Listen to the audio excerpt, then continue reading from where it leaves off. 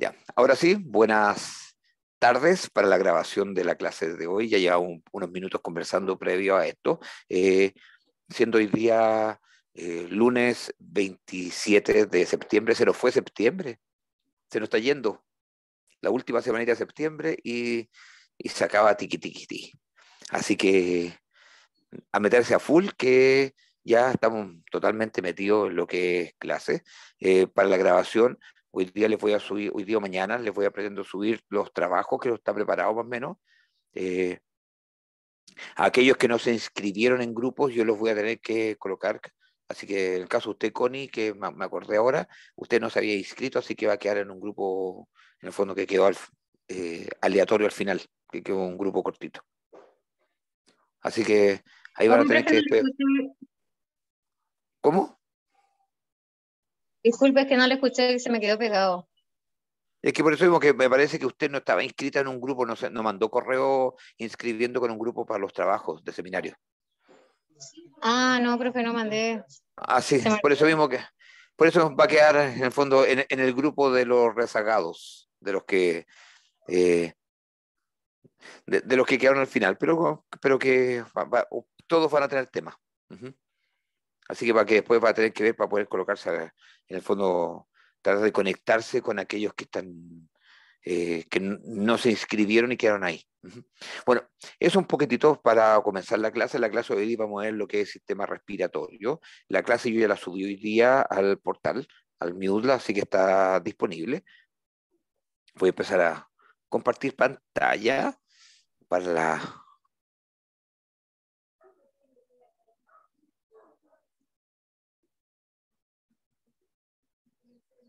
Bueno, voy a empezar a ver lo que son las enfermedades respiratorias del bovino. Básicamente vamos a ver el complejo respiratorio bovino, el cuadro de enfisema y edema pulmonar agudo y el cuadro y un poco de tuberculosis.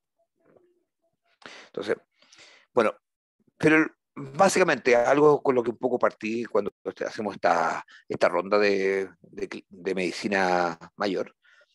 Entender que muchas veces estábamos trabajando con empresas pecuarias, que el propósito obviamente es entregar productos de calidad, pero también maximizar la rentabilidad. Por lo tanto, los pilares básicos en la gestión técnica un poco son la sanidad, alimentación y la genética. ¿Por qué en el fondo tocar esto? Porque muchas veces muchas de estas patologías tienen mucho que ver con la intensividad de los sistemas productivos. Hay que entender que la medicina del bovino está la medicina curativa, que es lo que tratamos de evitar. Ojalá que nosotros no tuviéramos que tratar animales. Ojalá que nosotros no tuviéramos que enfrentarnos a animales enfermos. El mejor veterinario no es el que cura mejor las enfermedades, sino al que no se le enferman los animales.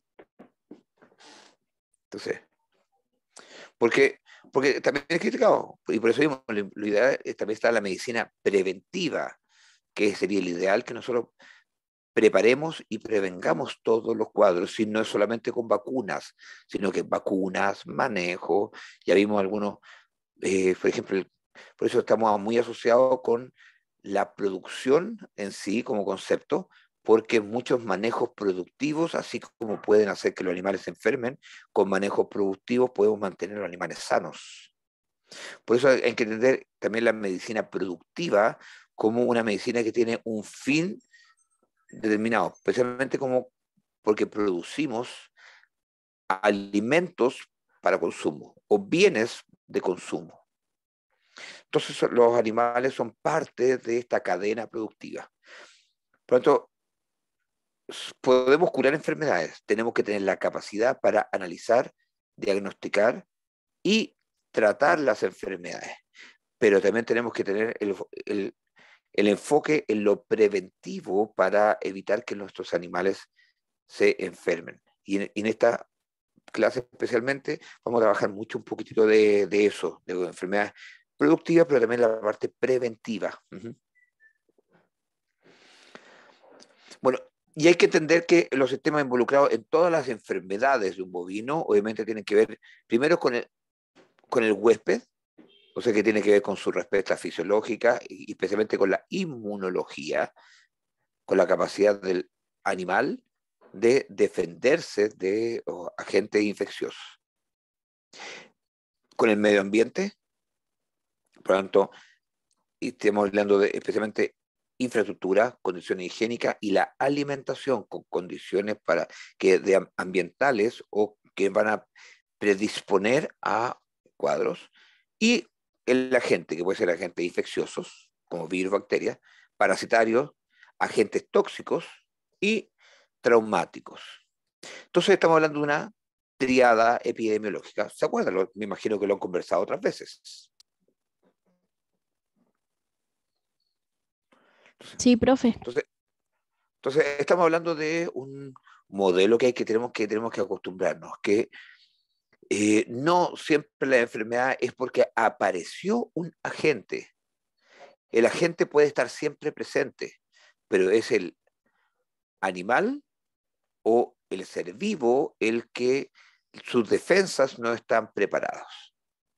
Yo les cuento, por ejemplo, un paralelo. Mi hija está mi hija más pequeña está en octavo básico y típico WhatsApp de mamá, en el cual a mí me incorporaron, y empiezan a decir, no, que los niños se están enfermando, están resfriando, es porque el colegio no está tomando las medidas para controlar las infecciones, en el fondo por el tema de COVID. Y yo le digo, y yo le mandé un WhatsApp y le dije, perdón, tengamos algo claro, si los niños se están enfermando ahora, tiene que ver porque los tuvimos encerrados durante un año y medio y significa que, claro, nuestras medidas de prevención por el tema de COVID fueron adecuadas. Y hoy día los niños no tienen defensas porque no han tenido injurias, no han tenido que enfrentarse a virus, bacterias que están en el medio ambiente, los mantuvimos en una burbuja. Por lo tanto, su respuesta inmune, pensando acá, la deterioramos. Y hoy día salen al medio ambiente donde se encuentran con los mismos agentes que se estaban hace 2 años atrás, pero hoy día los niños se están enfermando de ellos. Y si le sumamos a que estamos en un periodo en que igual los niños tienen, hoy día para el tema de COVID, hay que abrir las ventanas para que haya aire, tenemos un medio ambiente que es igual un poco inadecuado. Y no es que los niños estén sometidos a un ambiente más delicado, que en el fondo simplemente de que los niños tienen una respuesta inmune que está alterada. Y es normal que tengamos contacto con muchos agentes. Cuando el animal, lo que pasa en los sistemas productivos de alta intensividad, como producción porcina, aves, en que los animales los tenemos en condiciones de bioseguridad, eso por un lado es muy bueno para que no se enfermen, pero por otro lado llega a ingresar cualquier tipo de agente extraño y se generan brotes si se enferman varios. Entonces tenemos que entender que esta triada epidemiológica aplica para todas las especies y en diferentes condiciones, y también al ser humano. Hay que entender que nosotros, y por eso, para que engrandezcamos nuestra profesión, nosotros sabemos de epidemiología y analizamos la epidemiología, y todo lo que estamos analizando ahora, estamos hablando de epidemiología, y que no siempre los médicos humanos trabajan con la epidemiología, porque la medicina humana es más curativa que preventiva. Entonces nosotros trabajamos con diferentes ambientes, con diferentes parámetros. Los toco en el fondo porque tenemos que analizar todo como un todo.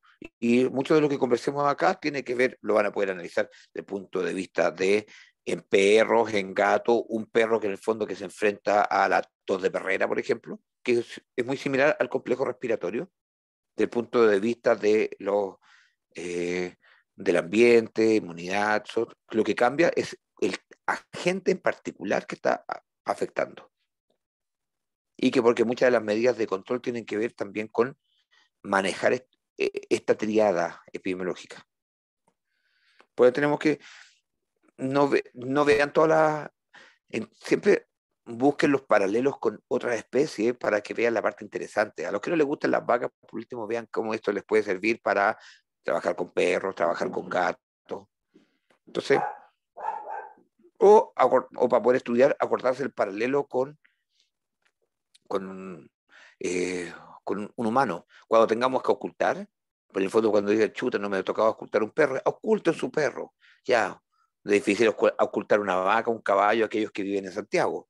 Pero, pero sí, en el fondo, listo, a ocultar, en el fondo, para, a ustedes mismos, a una persona, aunque no sea, por último, para afinar el oído. Y eso es muy importante. Todas esas cosas. Ya, me salí de, de contexto de lo que está. Un poco también soy un poco disperso a veces.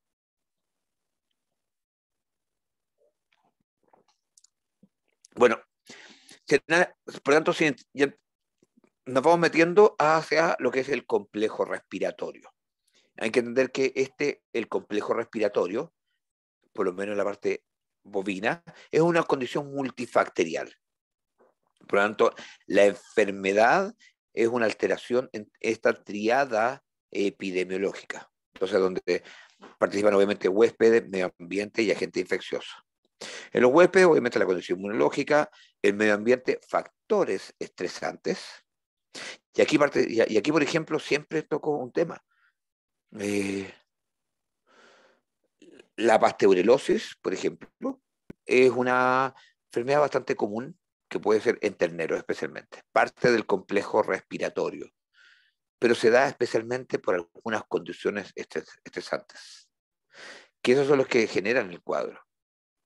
Y muchas veces hablamos de la fiebre del embarque, que es por pastorela, fiebre del embarque o, o, o fog fever, que en el fondo es la fiebre de la niebla, como en el fondo, y un cuadro directamente asociado al estrés en bovinos.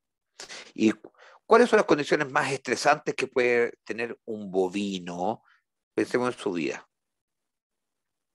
Un bovino de producción especialmente de carne. ¿El transporte, profe? Ya, uno, por eso mismo en el fondo hablamos de la fiebre del transporte. ¿Y el otro? Otro altamente y que está muy asociado a veces en el mismo periodo de vida.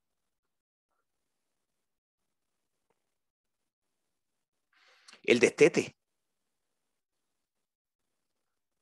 Entonces, muchas veces, especialmente porque dijo generalmente en ganado de carne, porque en ganado lechero el destete en sí es muy temprano y por eso mismo, no obstante, sí es un estrés grande, tiene que ver más con la respuesta inmunológica si es que la administración de calostro no ha sido adecuada.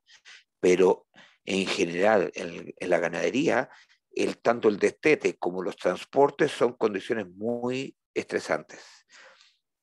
Y la zona central, acá la zona central de Chile, es una zona que especialmente, no obstante, hay animales de crianza, pero es una zona reconocida que en el fondo que es especialmente engordera desde el punto de vista de animales de carne. Porque el uso de la tierra es más caro, por lo tanto hay que aprovecharlo. Por lo tanto, tener sistemas de crianza de animales requiere altos terrenos, una gran cantidad de hectáreas. Por lo tanto, porque hay que tener pasto idealmente. Pero para engordar novillos, para engordar vaquillas, o claro, o lecherías, que en el fondo, por eso la lechería que en la zona central son mucho más intensivas. Cuando, por lo tanto, para ser engordero, tenemos que tener los animales de otro lado. Y la zona criancera principales son las zonas del sur. ¿Se pueden engordar animales en el sur, animales pastoreos? Sí, se podrían. La, pero zonas de crianza, por ejemplo, en Coyhaique, por tanto, en la 11ª región, en Aysén, todo eso, son altamente productivas desde el punto de vista de crianza y animal del sureño son de muy buena calidad y son traídos muchas veces a la zona central en transportes que pueden durar 2 días a veces. Y muchas veces son los terneros una vez posterior al destete, terneros de 6, 8 meses, son traídos a la zona. Entonces sumamos ambos factores. Y ahí muchas veces se dan estos cuadros productos del estrés. Y ahí aumenta el riesgo de tener la fiebre de transporte o el fog fever. Bueno, entonces, y obviamente agentes infecciosos. Entonces, los agentes infecciosos, estamos hablando de virus, bacterias, a veces un cuadro podemos decir es viral o es bacteriano. Pero ¿quién no se ha resfriado y un resfrío mal cuidado, después pasa un cuadro bacteriano? Y en animales decimos, ya listo, el cuadro comenzó con secreciones nasales transparentes y que después avanzó y pasó a secreciones verdosas, mucosas, mucopurulentas o purulentas literalmente. Entonces decimos, ah, no, el cuadro se contagia, comenzó como un cuadro viral, pero pasó a un cuadro bacteriano directamente y por lo tanto hay una interacción entre diferentes agentes. Entonces, en esta triada también implica la cantidad del agente, la virulencia que tengan y la interacción que haya entre ellos. Bueno, algunos conceptos básicos. Aquí yo los voy a nombrar, bueno, los vamos a ver y la idea es que ustedes los revisen. Primero hablar de la rinitis. Una rinitis es un cuadro asociado básicamente a vías respiratorias. En este caso, cambiamos el concepto, en el fondo es más que hablar de vías respiratorias altas, que muchas veces, fíjense, en perros, en gatos, en bovinos, muchas veces hablamos de vías respiratorias altas. Y resulta que no son vías respiratorias altas, son anteriores, porque hacemos las, eh, la comparación con el humano. Son afecciones asociadas a las vías respiratorias anteriores, estamos hablando de vías respiratorias nasales, la zona fosas nasales, eh, las vías, laringe, faringe, con suerte, pero predominante la zona nasal, la rinitis. Una sinusitis afecta los senos, entonces pueden ser senos frontales, senos maxilares, asociado también a los senos corneales. Y ojo, por eso recordar que los senos cornales en animales que tienen cuernos están comunicados con los senos frontales. Por lo tanto, un mal descorne o una fractura de cuernos puede generar una contaminación y provocar una sinusitis. Y eso genera una sinusitis parte por inflamación y posteriormente infección, compromiso séptico. Una rinotraqueitis es una infección que afecta a las vías respiratorias anteriores y también a nivel de tráquea, por lo tanto afecta el aparato respiratorio, generalmente una inflamación del aparato respiratorio, tanto de la parte anterior como del conducto, la tráquea, sin compromiso pulmonar, una rinotraqueitis, y ahí tenemos un cuadro que es básico, la rinotraqueitis infecciosa bovino, el IBR, que está asociado a otras condiciones de las cuales vamos a conversar algo más adelante. La neumonitis, ¿cuál es la diferencia entre una neumonitis, una neumonía y una bronconeumonía? Porque hablamos de muchas veces, hablamos ahí, y lo mismo que en un perro, en un gato, en un bovino.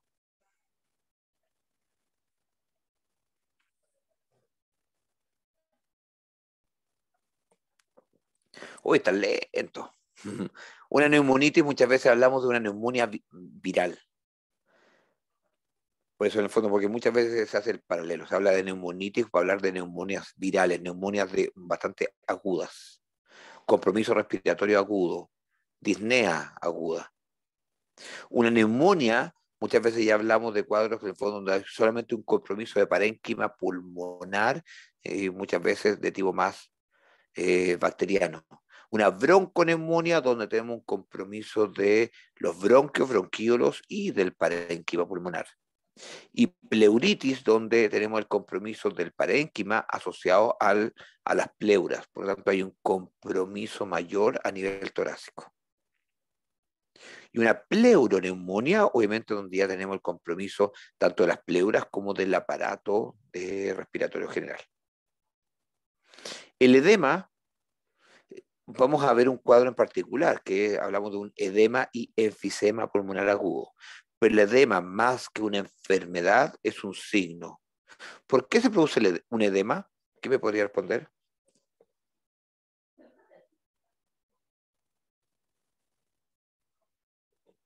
o como evidencia en un edema.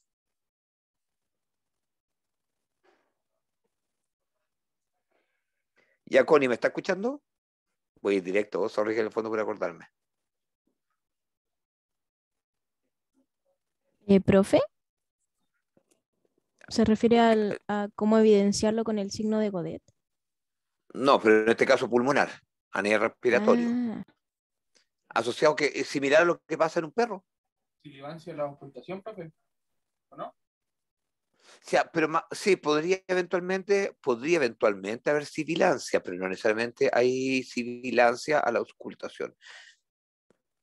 ¿Por qué se producen los edemas pulmonares a nivel respiratorio?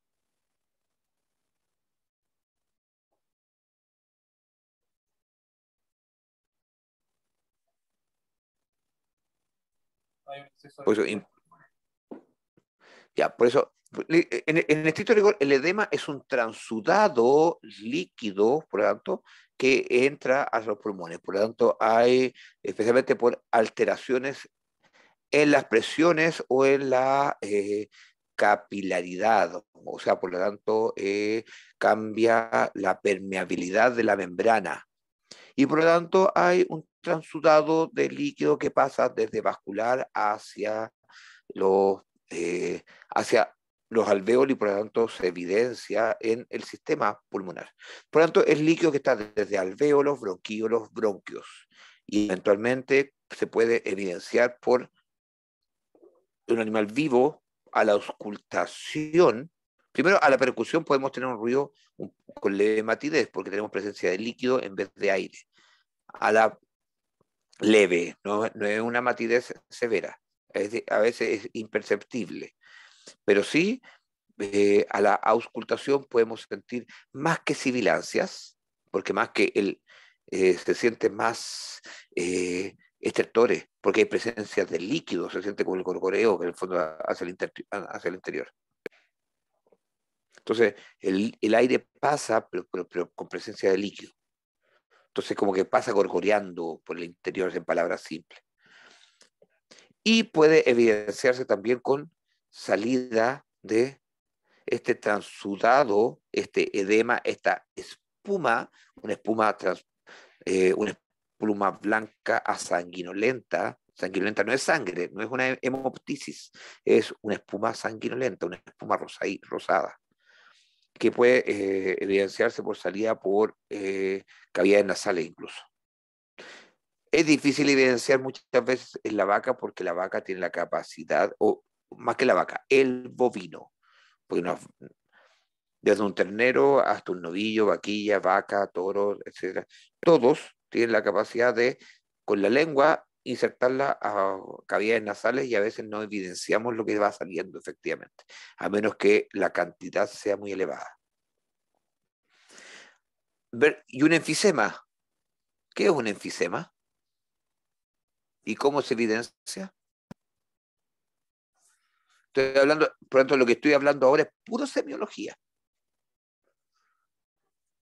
El enfisema es aire en el subcutáneo, ¿no? No, acá existe enfisema subcutáneo, pero un enfisema pulmonar, en este caso, porque estamos hablando de respiratorio. Un enfisema pulmonar, pongamos el apellido.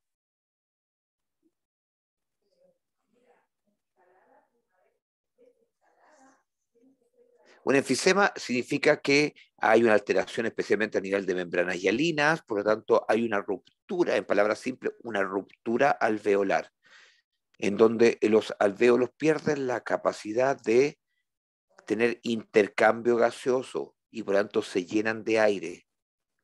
Como se llenan de aire, aumenta la zona el tamaño del pulmón.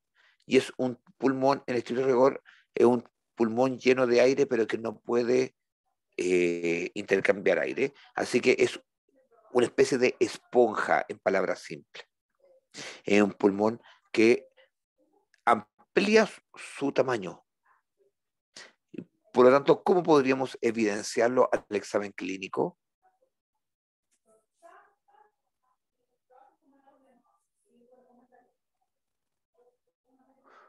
Básicamente por auscultación y percusión. Y si alguien se acuerda un poquitito, yo les dije en semiología que el hígado puede percutirse a nivel de los últimos espacios intercostales a nivel dorsal por el flanco derecho, a nivel del hipocondrio derecho. ¿Por qué es importante? Porque el pulmón en este caso se sobrepone a la zona de exploración hepática y teníamos un hígado que está más grande y que en una zona donde viésemos percutir a lo mejor un ruido mate producto del hígado, ahí encontramos un ruido timpánico producto de que el pulmón se sobrepone a esta zona de exploración hepática. Yo generalmente lo digo, si se me olvidó en semiología, lo puedo asumir también, pero por lo menos para que tengan claro, ahí tenemos un método de exploración, porque un enfisema pulmonar, ¿cómo se debe sentir a la auscultación y percusión pulmonar? ¿Qué sería como un barril de agua, no? ¿Cómo? ¿Un barril de agua para la percusión? No, pues, a la percusión, ya les dije, está lleno de aire. Y a la percusión, cuando percutimos algo que está con aire, ¿qué a la ocultación y percusión simultánea? Algo que está con aire, ¿cómo se percibe? Timpánico. Pero el pulmón también es timpánico. Entonces, en este caso, tenemos más que ahora recién se asienta timpánico, el pulmón lo que nos caracteriza para poder hacer un diagnóstico semiológico es una ampliación, por lo tanto, un aumento del tamaño del pulmón. Entonces, hay una ampliación caudodorsal del pulmón, especialmente el derecho.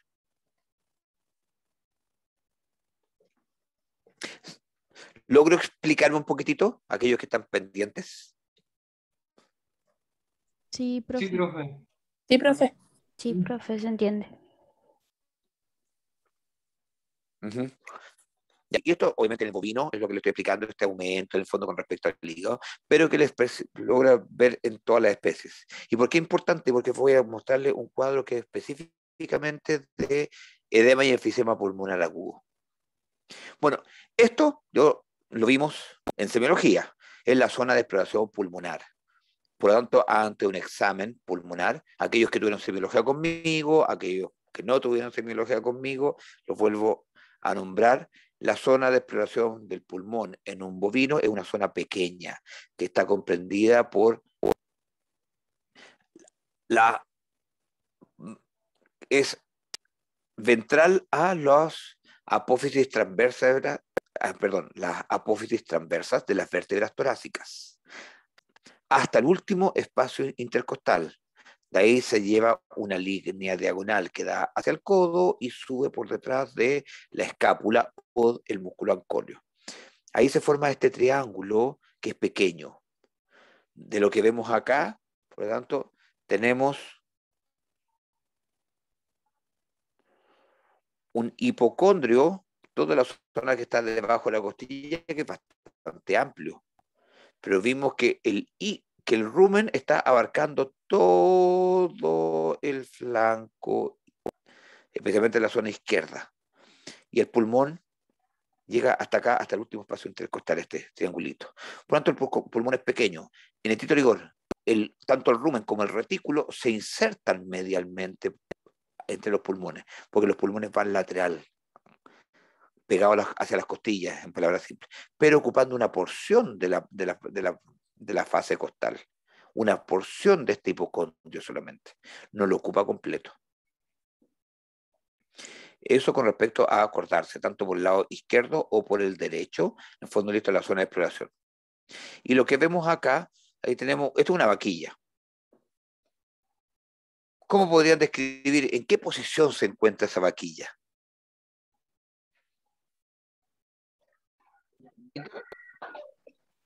¿Posición ortognéica? Justamente, una posición ortopneica. Y la posición ortopneica corresponde porque, en este caso, está generando un alineamiento entre la tráquea y las fosas. para facilitar la entrada del aire. Esto es un signo de disnea respiratoria, un signo de una disnea severa. No estamos todavía describiendo el cuadro. Solamente les puedo indicar que este caso en particular corresponde a un enfisema y edema pulmonar agudo. Fíjense, este animal está con la cabeza agacha, cuello estirado, fosas nasales entreabiertas, eventualmente abducción de codos, cuando tiene una dificultad respiratoria, una disnea complicada. Pero no, fíjense que la espalda no está encorvada, no está con pseudosifosis. La espalda está relativamente recta y el cuello es el que está estirado. Eso va a poder ir aclarando, pensando en posiciones diferentes a lo que sería una posición, una pseudosifosis producto de una reticulitis. Bueno, tenemos diferentes agentes, especialmente virales, que están involucrados en los complejos respiratorios. Entonces, primero, el herpes bovino tipo 1, que es el causante del IBR, de la rinotraqueitis infecciosa bovina. El herpes bovino. Adenovirus. Paramyxovirus, donde tenemos dos importantísimos. El parainfluenza 3, muy importante causal de cuadros respiratorios, participante severo en el complejo respiratorio, y el virus respiratorio sincicial bovino, similar al virus sincicial de los humanos, en el fondo pensando en la complicación del cuadro. Por lo tanto, un virus que per se no produce un cuadro muy severo, pero asociado a otros genera una predisposición a cuadros bacterianos, especialmente. Tenemos togavirus, en el fondo el virus de la diarrea viral bovina. Es un virus que es importantísimo desde el punto de vista del complejo respiratorio, pero especialmente porque genera la enfermedad de mucosas. El virus de la diarrea viral produce un cuadro digestivo y un cuadro de enfermedad de mucosas. El cuadro de la manifestación como enfermedad de mucosas genera alteración de la inmunidad porque afecta todo el aparato ciliar. Recordemos que el aparato ciliar es aquel que está en las fosas nasales, que genera el filtro para el ingreso de agentes infecciosos al organismo. Es parte del sistema inmune. Por lo tanto, afecta al sistema ciliar, produce alteraciones tanto en las mucosas nasales como bucales y produce alteraciones en la mucosa más internas, tanto a nivel pulmonar como digestivo. Entonces, muy importantísimo. Y ahí tenemos otros como el reovirus, rinovirus, enterovirus. Entonces,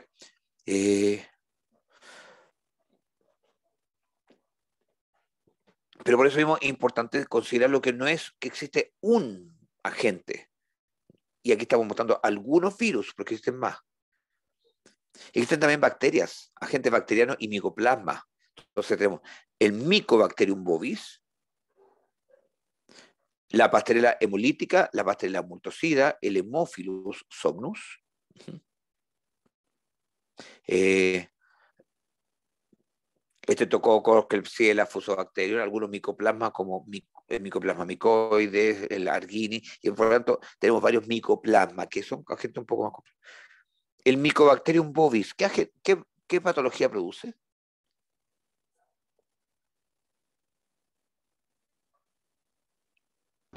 Tuberculosis. Justamente, produce la tuberculosis. Y es importantísimo porque es un cuadro que es zoonótico. ¿Quién sabe quién fue Pasteur? ¿Se acuerdan? ¿Quién me podría decir quién fue Pasteur y qué importancia tiene especialmente para nuestra profesión? Inventó la pasteurización. Justamente, pensando en esto, por eso descubrió que el Mycobacterium bovis, producto en la leche, es capaz de inactivarse alrededor de 70-80 grados Celsius. Al momento de calentar la leche, podemos inactivar. Y por eso este proceso se denominó la pasteurización.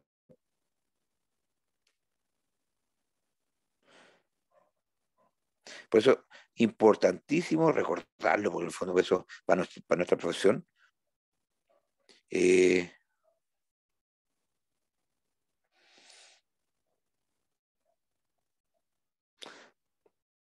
Bueno, y estoy viendo, y tiene muchas otras importancias, en el fondo Luis Pasteur, en el fondo listo para tanto para la profesión como para eh,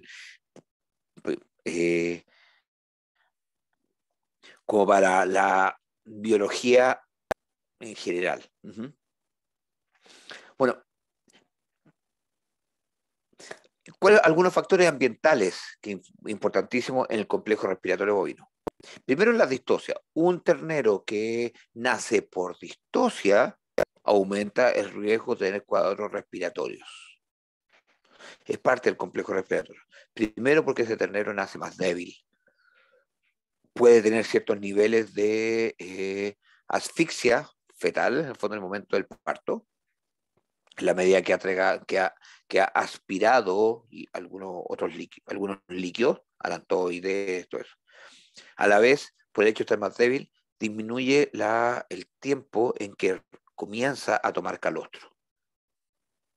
Por lo tanto, en sí, tanto la distosia, un ternero que sufre distosia, como cualquier animal que también además tiene un bajo consumo de calostro, aumenta el riesgo. ¿Por qué es importantísimo el tema del consumo de calostro en bovinos? Principalmente porque el ternero no tiene no tiene inmunidad materna a nivel vertical, sino que horizontal. En el fondo, básicamente, el traspaso de inmunidad es a través del calostro.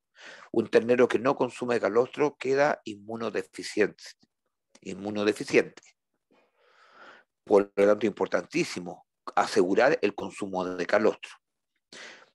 Uno podría decir, pero entonces, ¿por qué le quitan los terneros a las vacas en las lecherías al momento de nacer? ¿Por qué les quitan las terneras al momento de nacer a las vacas, a sus madres?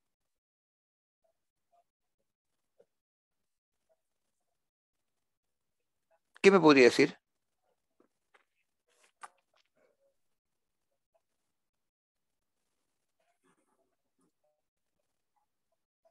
Porque, porque los veterinarios somos unos desgraciados, unos malvados que le incentivamos esto a la gente que tiene animales.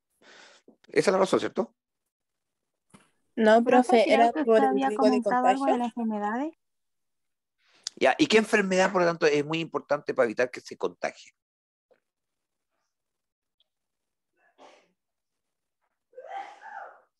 Porque dijimos que el calostro previene enfermedades, le genera inmunidad. Pero ¿por qué queremos? Pero le estamos quitando el ternero, o sea, le estamos quitando la posibilidad de consumir calostro.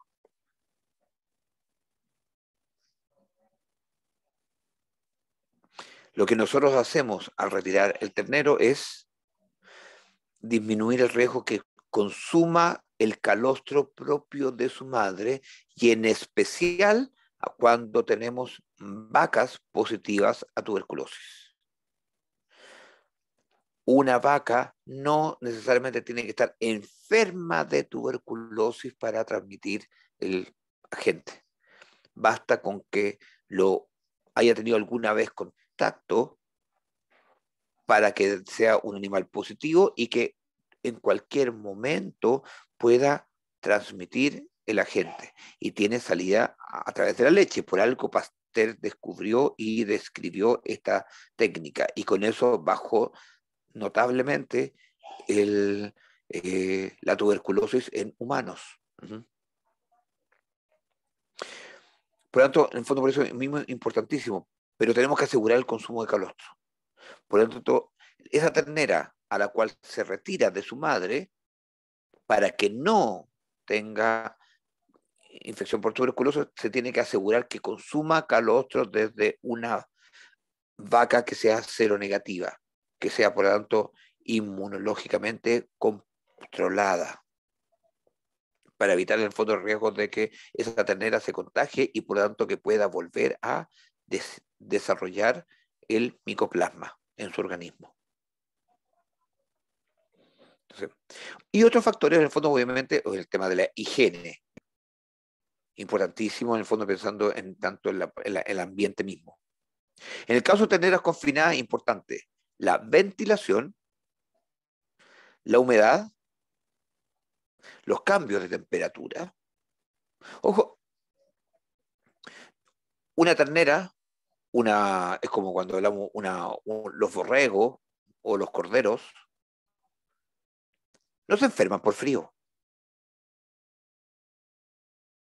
¿Alguno de ustedes se ha enfermado le ha dado un cuadro respiratorio por frío?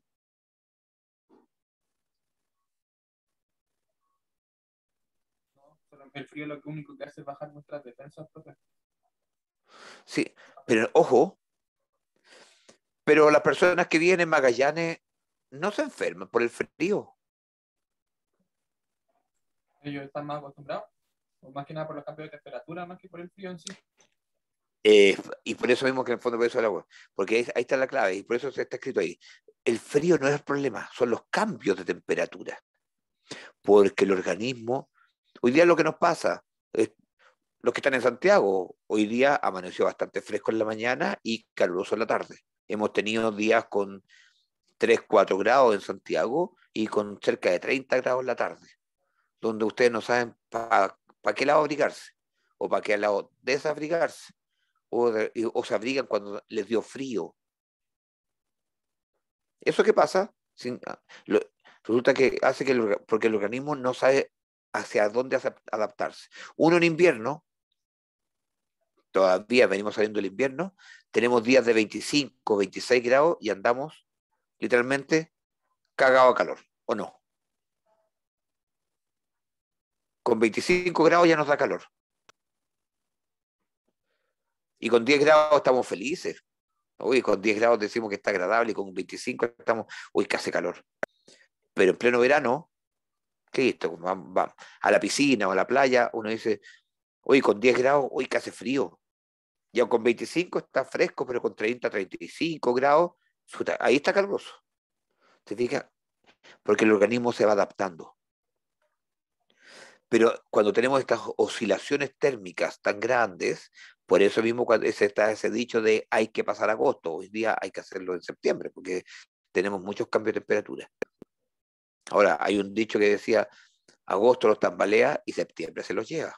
Por lo mismo, porque agosto es el periodo de mucho cambio o mucha oscilación térmica.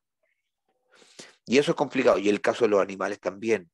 El animal no se puede abrigar o desabrigar. El animal lo pasa con los perros.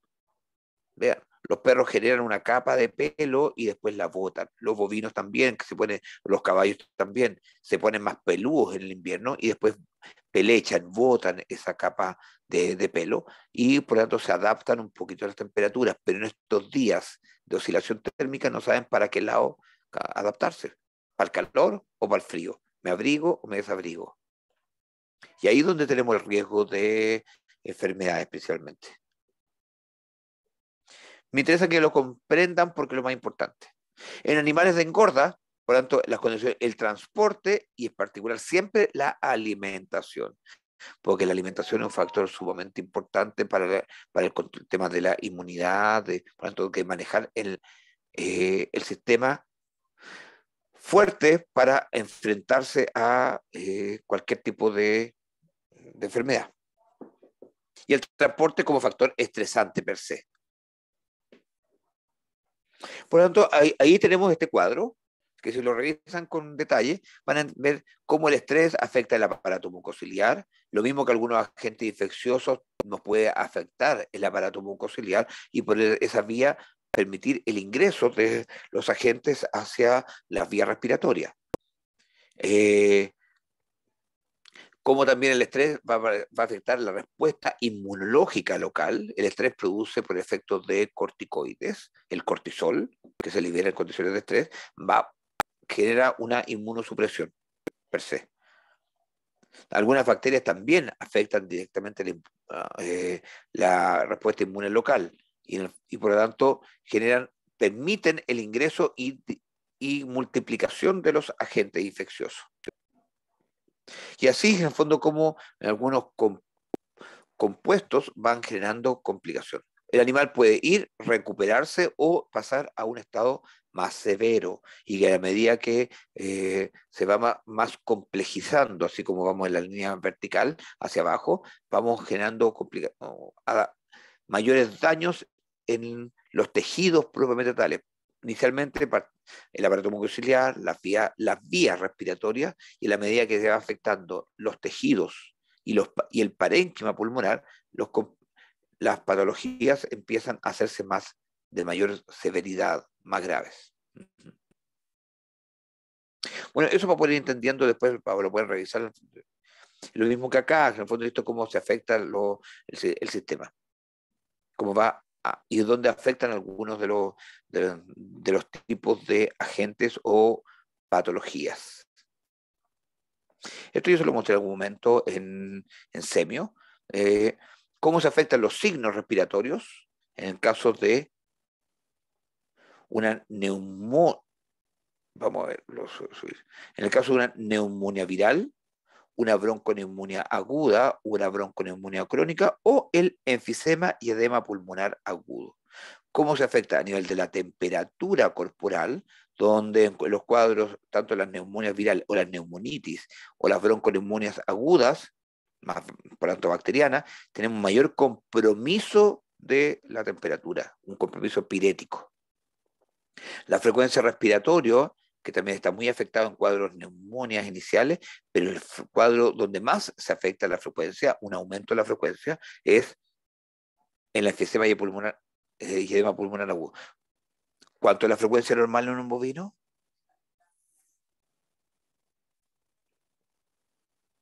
La frecuencia respiratoria normal en un bovino adulto.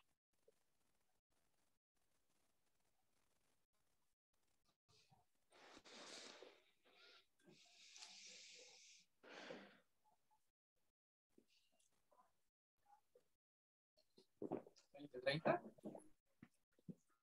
15, 30, 35, hasta 40 en el fondo estamos considerados.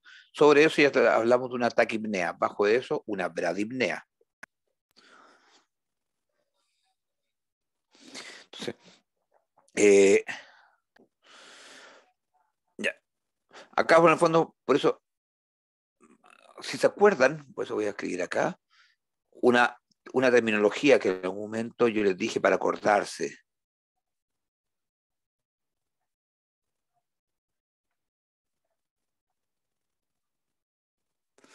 Aquellos que tuvieron biología conmigo, el FRITAN, norma mnemotécnica, estamos hablando de esto mismo que está acá.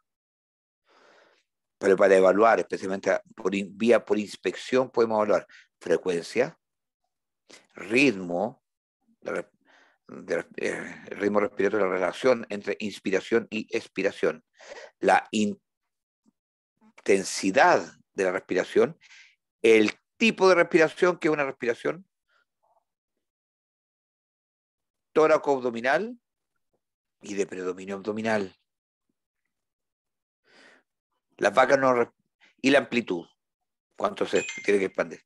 Recordar, las vacas no respiran con el aparato costal, básicamente respiran con el aparato abdominal.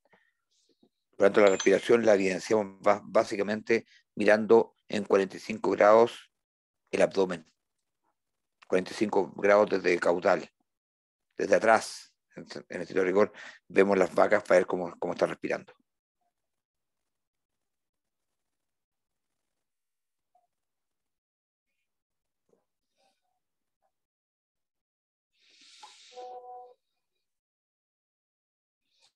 Ya.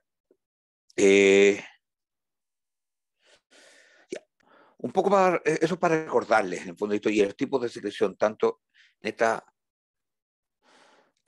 en una, o sea, estamos hablando de secreción serosa, mucosa, mucopurulenta, o en el caso de espuma, como en el caso que les decía, el enfisema y edema pulmonar agudo.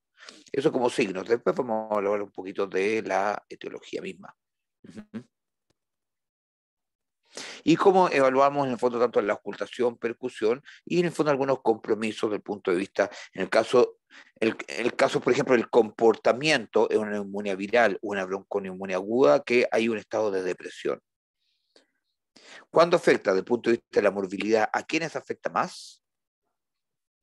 O sea, si son de mortalidad alta o baja, y la letalidad.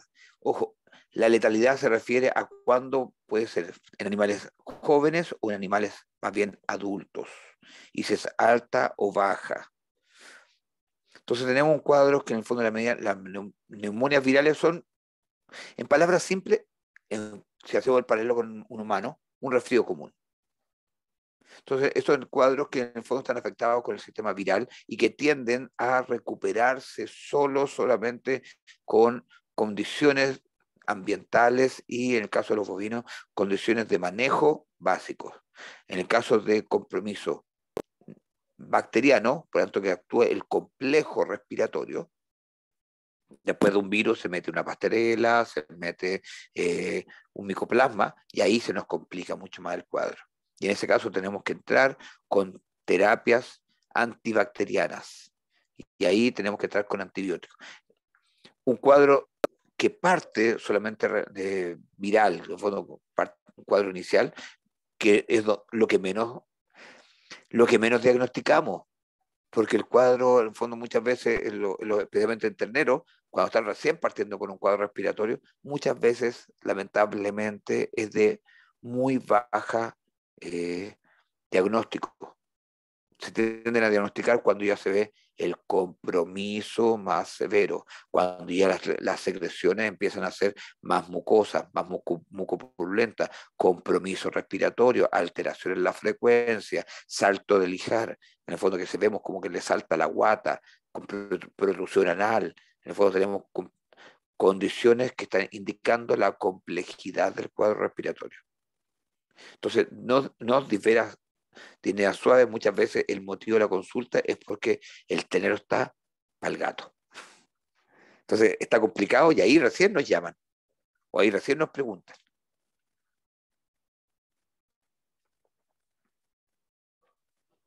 Bueno, el control de enfermedades respiratorias básicamente, principalmente manejar un buen ambiente. Ventilación.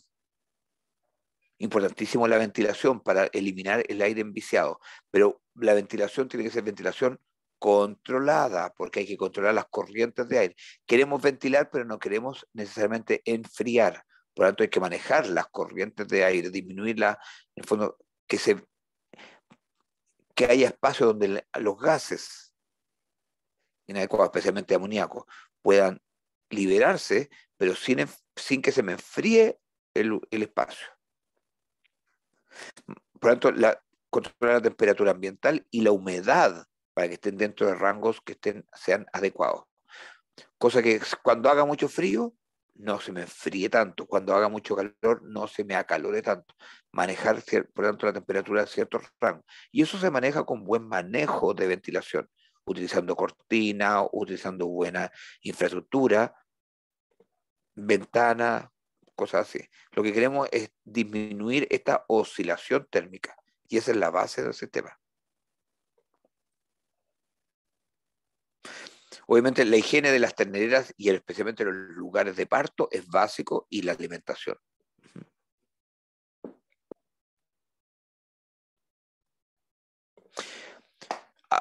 Primero, y además, aplicación oportuna de correctas normas de manejo. En el fondo de la asistencia al parto, los terneros tienen que ser asistidos adecuadamente. No significa que todo ternero que nace hay que tirar. No es porque si vemos que salieron las pezuñas, hay que hacer la distosia. Recordemos que el hecho de hacer una distosia hace, uno, que el ternero sea más inmunodeprimido, y que la madre aumente el riesgo de tener otras complicaciones, como metritis, la misma retención de membranas fetales, aumenta el riesgo de algunas enfermedades metabólicas, etc. Más importantísimo, asegurar, primero, la desinfección del cordón umbilical, para que no entremos con cuadros de onfalitis, y asegurar el consumo de calostro en las primeras horas postparto. El ideal es que haya un consumo de 2 a 4 litros de calostro dentro de las primeras 6 horas. Y eso es la base. Y muchas lecherías se hace y se mide. Y se registra cuánto tomó de calostro. Y calostro obviamente que sea de buena calidad, que en el fondo que esté controlado. Mantener a los terneros en corrales separados durante los primeros meses. El uso de cunas individuales es ideal para evitar el contagio entre terneros en el caso de cualquier cuadro. Y jaulas o terneras que sean limpias. Y eso uno dice, pero es obvio. Pero no es tan obvio cuando uno ha visto que de repente entran jaulas o terneras que están literalmente hechas una mierda. Cuando de repente sacan los terneros a los 2 meses de edad y en el mismo día meten terneras nuevas recién nacidas. Y yo he visto esas brutalidades que uno podría decir y que es bastante más común de lo que uno quisiera.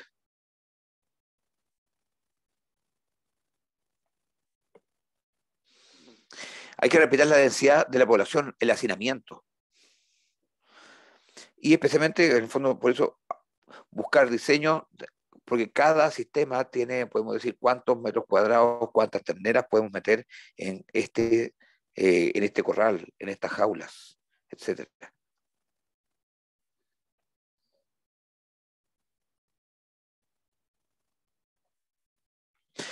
Por lo tanto, y la alimentación, cantidad adecuada, en calidad y en cantidad. Y el uso antigénico, por lo tanto, la prevención no solamente es por las vacunas es parte del proceso. Se pueden utilizar vacunas. El ideal sería que, no es que yo sea antivacunas, sino que al contrario, pero sería el ideal que pudiésemos manejar sin tener que vacunar. Porque la vacuna en este caso es para las madres para generar mayor calidad del calostro y no necesariamente porque vamos a vacunar a los terneros en sí. Por lo tanto, aquí la base, no sacamos nada con vacunar a las vacas si no se asegura un buen manejo del calostro que se le administra a las crías, porque si no, el calostro no va a cumplir la función. La vacunación de las madres es para asegurar la generación de anticuerpos para controlar algunos agentes que van a afectar después a las crías. No es solamente para las madres. Y digo no solamente porque sí, las vacunas tienen un efecto directo sobre la misma vaca, pero además la generación de anticuerpos para los terneros. Entonces, los esquemas de vacunación, bueno, aquí tenemos, puede ser con monovacunas, con, eh, como la herpes virus, como el de acá, como lo estoy mostrando, virus esencial, diarrea viral o para influenza 3. Pueden ir en vacunas separadas, pero hoy día se está trabajando mucho con vacunas polivalentes, de las cuales la más común es la Cattle Master. La Cattle Master es algo voy a conversar después cuando veamos algo en la reproducción, pero la Cattle Master es una vacuna que cumple dos funciones. Ojo, tenemos la Cattle Master normal y la Cattle Master L5. ¿Alguien conoce algo de esta vacuna? ¿Ha escuchado? ¿Clases con otro profe? Yo no, profe, nunca. Yo por lo menos, profe, no la recuerdo. Uh-huh. La Cattle Master es una vacuna que tiene virus de la diarrea viral bovina, el de la diarrea viral bovina, que produce la diarrea viral y enfermedades mucosas, como cuadro, para influenza 3, cuadro respiratorio que les dije, el virus esencial respiratorio e IBR. Pero muy importante, bueno, está Cattle Master normal, esta, y la Cattle Master L5, que además adicionalmente incorpora 5 cepas de leptospira. Pero la leptospira no tiene ningún tipo de efecto respiratorio. ¿Por qué habrá esta Cattle Master L5 también? porque tan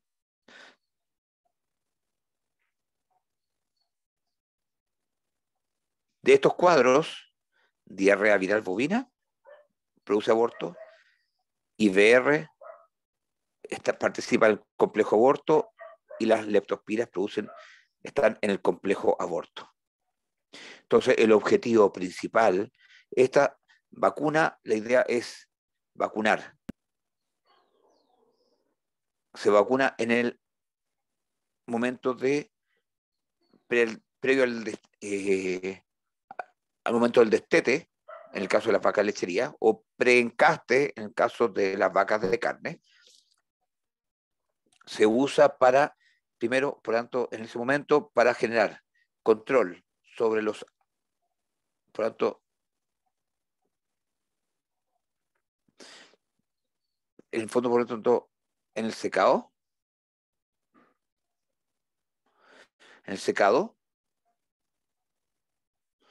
para producir primero inmunidad sobre las madres, que obviamente apoye cuadros respiratorios posteriores, pero además para generar inmunidad cuando después se van a encastar esas vacas para protegerlas de los posibles abortos que tengan en la siguiente gestación.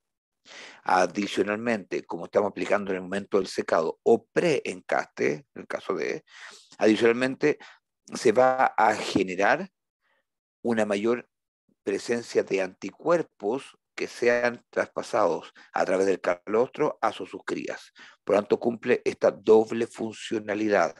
Uno, por la parte respiratoria,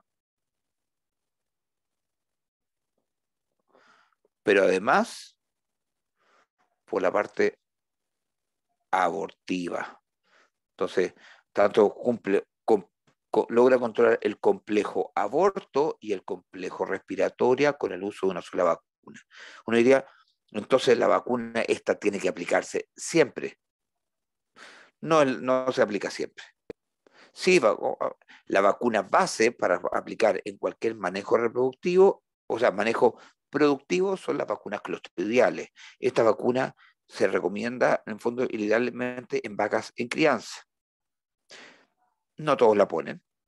Va a depender un poco de la predisposición que tengan cada predio.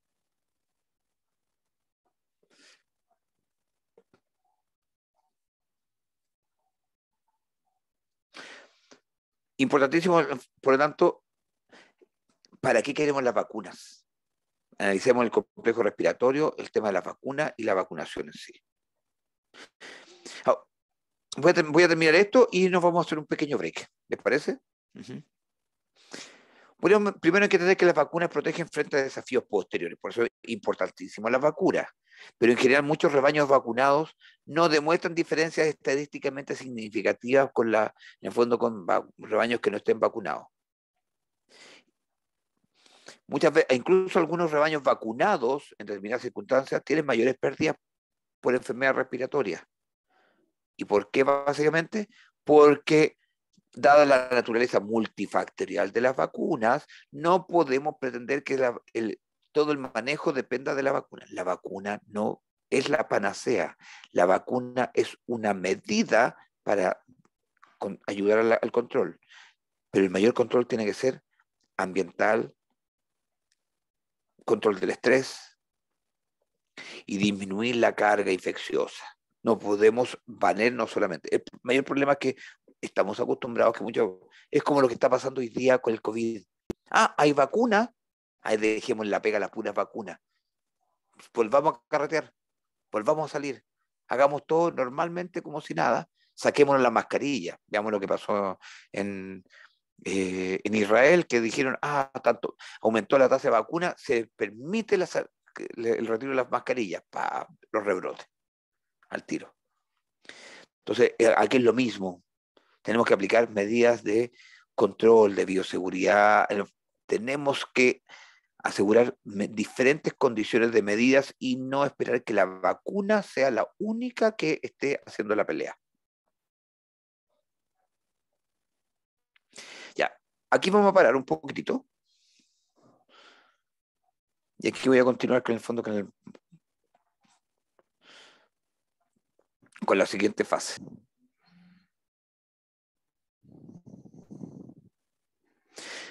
Ya, lo que vamos a ver ahora, voy a ver lo que corresponde al cuadro de enfisema y edema pulmonar agudo en los bovinos. Me interesa que pongan atención porque este es un cuadro bastante... Puse a grabar, ¿cierto? Me parece que sí.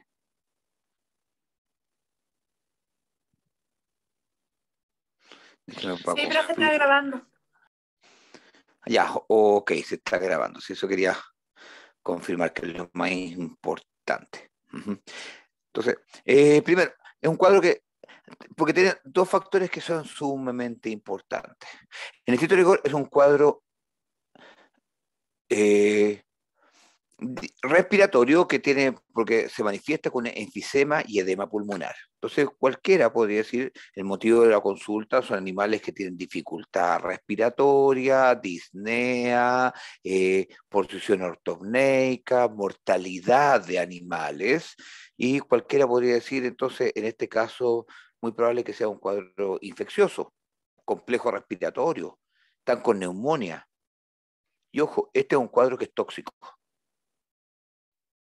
Pero es tóxico no necesariamente porque existe una toxina, sino porque el organismo en estricto rigor es un cuadro metabólico. Entonces, ¿cuáles son los factores que predisponen? Especialmente asociados a condiciones típicas de salida de invierno, típico esta fecha. Dígame. Cuando habla de cuadro tóxico por el organismo es porque las medidas de compensación son peores que lo que está causando. No, porque el organismo metaboliza y produce la toxina. Ah, ya. Y por lo tanto depende de algunas condiciones. Por eso es muy importante lo primero que le estoy diciendo.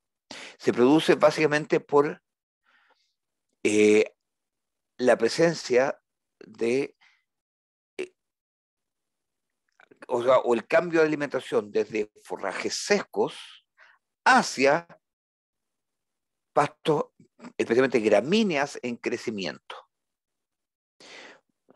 Porque las gramíneas cuando están creciendo, están recién partiendo su crecimiento. Hoy día, después de las últimas lluvias que tuvimos, los animales venían de sequía, muchos comiendo forraje seco, y empieza a salir el pastito en el campo. Poca lluvia y empieza a crecer el pastito.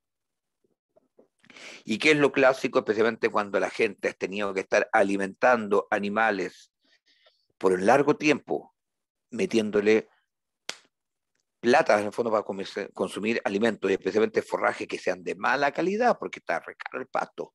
Entonces, de repente forraje muy tosco, de muy mala calidad, y empieza a salir el pasto en el campo. Saquemos las vacas a pastar, dejemos que las vacas consuman pasto. Este cambio abrupto o repentino es parte de la etiología del cuadro. Básicamente porque cuando el animal está comiendo forrajes toscos, forrajes muy secos, el rumen debiera estar en un pH más alcalino, ¿cierto? ¿Se acuerdan en el fondo de la fisiología del rumen? Y de hecho se dice, no, en invierno los animales hay que alimentarlos con harta paja, con alimentos toscos, porque eso les calienta la guata a los animales. ¿Han escuchado a alguien alguna vez eso? ¿No? Que la paja le calienta la guata a los animales. Bueno,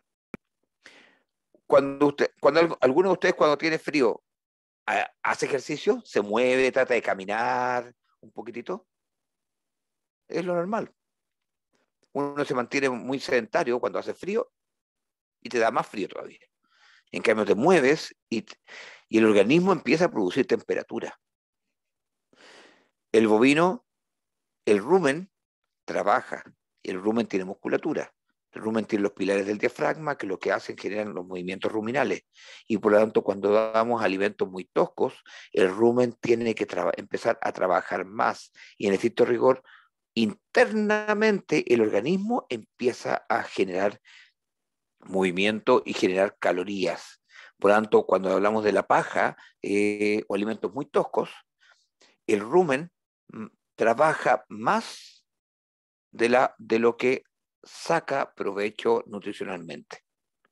Es como cuando decimos, cuando comemos apio nosotros, el humano, decimos que gastamos más energía en masticar el apio de lo que el apio nos entrega. El animal aprovecha estos pastos, pero en general, producto de esto, como no tiene una gran cantidad de productos energéticos, todos estos pastos muy secos, muy toscos, como la paja, etcétera, el pH ruminal está cercano al pH neutro, está más cercano hacia el pH 7. Y el cambio de alimentación, cuando pasamos a unas gramíneas en crecimiento, estas gramíneas en crecimiento son ricas en un aminoácido que es el DL-triptofano. Porque, por lo tanto, este mismo pasto, el DL-triptofano, en una vaca cuyo pH ruminal no esté cercano al neutro, sino que está más cercano hacia un poco más ácido, no genera el cuadro. ¿Se entiende un poquitito la etiología por ese factor? Por lo menos para que se entienda. Bueno, tenemos este cambio repentino. Entonces estamos viendo del cambio de forrajes toscos hacia la gramínea que se... Entonces, ¿qué es lo que se produce? El DL-triptofano normalmente cuando ingresa al...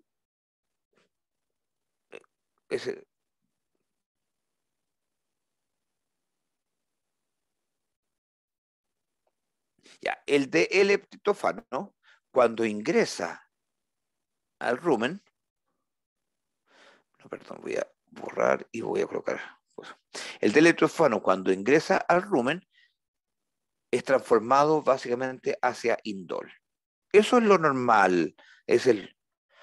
Sin embargo, cuando este mismo DL-triptofano encuentra condiciones, el pH 7, este pH más neutro, asociado a que los animales estaban consumiendo animales con pastos más secos, por lo tanto se produce este DL-triptofano, en vez de traspasarse a indol, es convertido en ácido indol acético. Va por ahí un poco el cuadro. Por eso, en el fondo, es muy importante el cambio de alimentación desde forrajes toscos hacia alimentos en crecimiento, o sea, gramíneas en crecimiento. Vallicas, festuca, entonces, gramíneas en crecimiento. ¿Se acuerdan cuáles son las diferencias entre las gramíneas y las leguminosas, cierto? ¿O alguien no se acuerda cuál es la diferencia? Hable ahora porque aprovechar.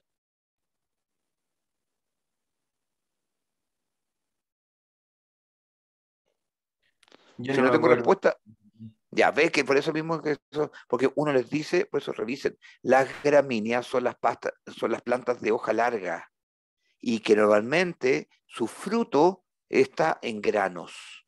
Estamos hablando del trigo, estamos hablando del maíz, estamos hablando de la cebada, la avena o las vallicas, que a lo mejor no dan un grano que apto para el consumo humano, pero las semillas generan la espiga, estas típicas espigas que uno le hace a correr en las manos, la espiga que se le mete en el pelo a los perros, a las ovejas, estas típicas espigas son por muchas gramíneas que están. Vallicas, festucas, etc. Pero en general son estas plantas de hoja larga. A diferencia de las leguminosas, que tienen la característica de generar, que son las legumbres. Ahí tenemos porotos, lentejas, lupinos, la alfalfa, los tréboles, que tienen la característica de que son capaces de tomar el nitrógeno del ambiente y fijarlo al suelo.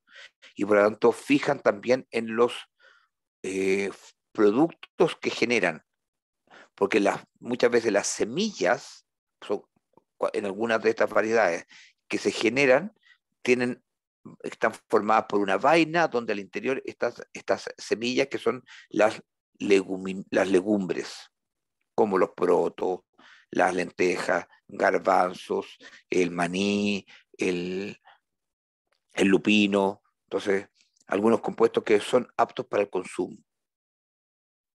Porque no todas las leguminosas son aptas para consumo. El trébol no genera ningún producto propio para el consumo. A diferencia, la alfalfa, a menos que sean los brotes de alfalfa, no es apto para el consumo humano. Los animales las consumen enteras y por lo tanto, así como fijan nitrógeno, tienen un alto aporte de nitrógeno, de proteína. Por eso hablamos de que las plantas, las leguminosas, son más proteicas y las gramíneas son más energéticas dentro de los tipos de alimentos. Y por eso mismo estas gramíneas en general son ricas en este aminoácido, el de L-triptofano. ¿Le expliqué algo un poquitito la diferencia? Sí, profe, ahora ya más claro. Uh-huh. Es muy importante porque no sirve para nuestro conocimiento natural, normal en el fondo de esto con respecto a plantas, con respecto a alimentos, pero desde el punto de vista ganadero, si lo pensamos, es muy importante desde el punto de vista del aporte nutricional. Y en este caso en particular, en el fondo de esto, es importante para que conozcamos algunas características. Bueno, estas gramíneas, como bien les decía, cuando estamos, por eso necesitamos que tengamos esta condición de pH 7, este cambio de alimentación desde forrajes toscos, para que se genere, que se produzca el ácido indolacético. Este indolacético se transforma en el 3-metilindol, que ese es el compuesto tóxico. Por eso les decía, esto es un cuadro de tipo metabólico, en que un mismo aminoácido, dependiendo de ciertas condiciones, se transforma en un compuesto que es tóxico para el organismo. Ese 3-metilindol que se produce a nivel digestivo se absorbe y llega hacia pulmón. Y en el pulmón se genera genera congestión, edema, formación de membranas hialinas, por lo tanto se produce un enfisema intersticial, por lo tanto una ruptura de los alvéolos, y se produce fibrosis de los espacios intersticiales. Esa es la manifestación a nivel orgánica, a nivel pulmonar, la anatomopatológica, que se produce un daño en el pulmón, donde el pulmón, por lo tanto, pierde la capacidad de generar intercambio gaseoso y se empieza también a ver transudado del líquido que ingresa a estos alvéolos que pierden su elasticidad y por lo tanto se empieza a generar este edema pulmonar. ¿Cuáles son los signos clínicos que caracterizan a esta patología? Primero, disnea, principalmente expiratoria. La tos, ojo, es poco frecuente, no es un cuadro respiratorio infeccioso, es un cuadro respiratorio que hablamos de tóxico, pero en estricto rigor es anatómico. La temperatura está normal o levemente aumentada. Frecuencia cardíaca aumentada, compensatorio esta falta respiratoria. Y tonos bronquiales que son fuertes y claros. Entonces, está con enfisema y a la percusión sentimos esto que les decía en un momento. En la ocultación y percusión se observa una ampliación caudo-dorsal de la zona de exploración pulmonar. Entonces, me interesa que se entienda la etiología, que es más importante que en el fondo para poder hacer un diagnóstico que el que vamos a hacer. Porque aquí es importante el diagnóstico, porque tratamiento no tenemos ni uno. No hay nada que hacer cuando el cuadro ya ha avanzado. la efectividad de algunas terapias va a depender de el daño pulmonar que exista. Por lo tanto, las terapias son paliativas y no curativas. Lo primero, obviamente, tenemos que primero tratar de que los animales no consuman estos alimentos verdes. Tenemos que volver a dar alimentos un poco más toscos y cambiar el tipo de alimentación para poder, en el fondo, cambiar este efecto a nivel ruminal por esta transformación del DL-triptofano. Y podemos dar broncodilatadores, podemos dar broncodilatadores. ¿Qué broncodilatador podemos usar en animales? ¿En bovinos, por ejemplo?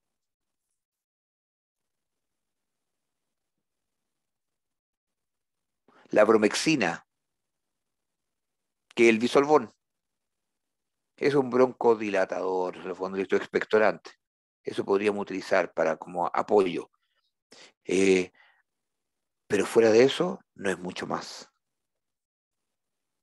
Entonces, va a depender, digamos, del cambio de alimentación paulatino y que una vez que el animal ya cambia la alimentación, cambia los factores predisponentes. Ojo, un animal que no viene de consumiendo un forraje tosco y que viene de consumir, o sea, que está constantemente en pastoreo y cuyo sistema digestivo ya está más adaptado al forraje a la medida que va creciendo, no se genera el cuadro, porque no tenemos esta condición ruminal de pH que predispone a la presentación de esta toxicidad en el fondo de esto. Espero que se entienda un poquitito el cuadro. Bueno, como bien les decía, la vaca, en este caso una vaquilla, está en posición ortomneica, abducción de codos y respiración superficial, cianosis y va a depender de cuánto el avance del cuadro. En muchos casos es mortal porque se imposibilita el intercambio gaseoso. En este rigor, el animal se asfixia naturalmente. Por eso, aquí vuelvo a repetir lo mismo que anterior para entender las características de este enfisema pulmonar, con presentación de espuma o eventualmente un poco de sangre en las secreciones nasales, como parte de la signología. ¿Alguna duda hasta acá? ¿Algo que aclarar?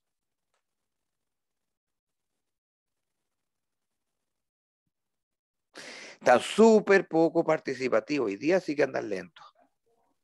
Al final el cuadro no me quedó claro si era a nivel tisular o a nivel celular. A nivel tisular, A nivel del tisular. tejido, a nivel del tejido mismo más que intracelular. Entonces es el tejido, las membranas, se producen membranas hialinas que generan que en los alvéolos pierden la elasticidad y se rigidizan y por lo tanto no pierden la capacidad de generar intercambio gaseoso.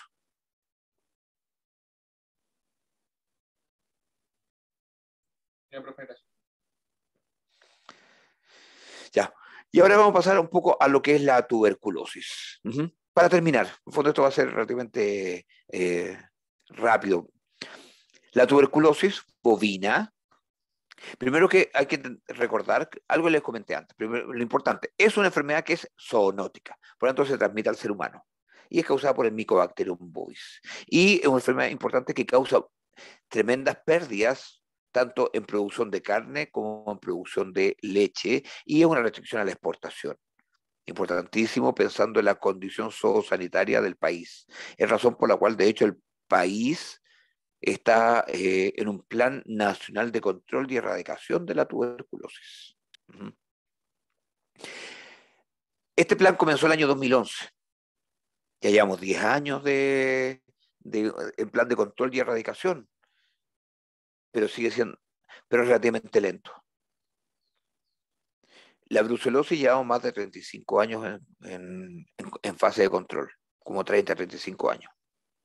La tuberculosis bovina, siendo una enfermedad que primero es de alto riesgo sobre la salud de las personas. Algunos pensarían que la tuberculosis está casi erradicada. Lamentablemente no. La zona, si hablamos de dentro del país, tenemos dos zonas que se han categorizado para este plan de control y erradicación. ¿Por qué hablamos de plan de control y erradicación? Porque en la zona norte, donde nosotros estamos insertados, hay una barrera que se fijó alrededor de la zona de Los Ángeles, por lo tanto, octava región, que la zona norte, la zona centro-sur, es una zona de control, porque tenemos una alta prevalencia de tuberculosis. Hoy día no tengo cifras exactas, pero yo cuando partió este cuadro, hace 10 años atrás, había planteles que tenían un 75% de sus vacas reaccionantes a la tuberculosis. Por lo tanto, y a la prueba de la tuberculina. Por lo tanto, si una vaca, usted tiene la duda de que esa vaca está con un cuadro respiratorio y que pudiese ser tuberculosis, ¿le haría un examen, una prueba de diagnóstico de tuberculosis, una tuberculina, para confirmarlo? ¿Hago una pregunta?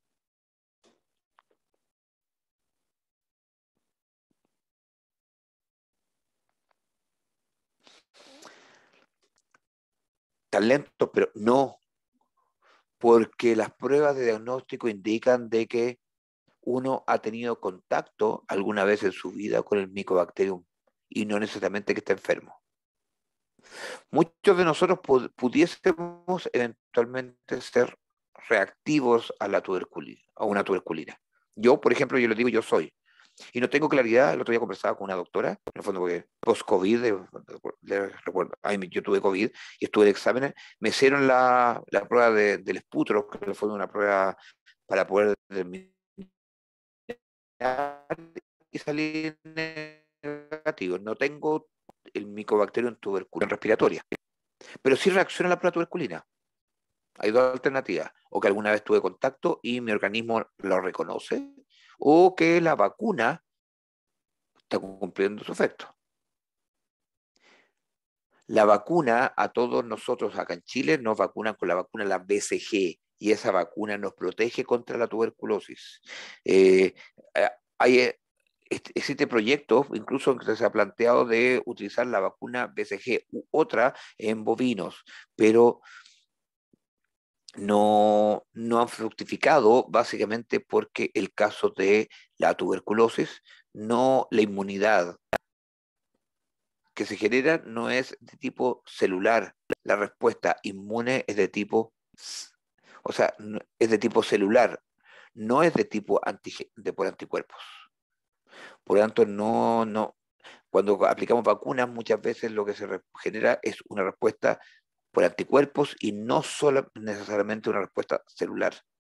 Y la respuesta celular es más bien inflamatoria, por lo tanto es más lenta, lo cual complica en el fondo el control de la patología. Bueno, eso para poder entender. En Chile, por muchos años, en el fondo listo en los años 60, todavía existe hasta la presentación de la vacuna BCG, y obviamente antes por el tema de la pasteurización se logró empezar a controlar, pero con la vacuna BCG se logró controlar la manifestación de tuberculosis en el ser humano.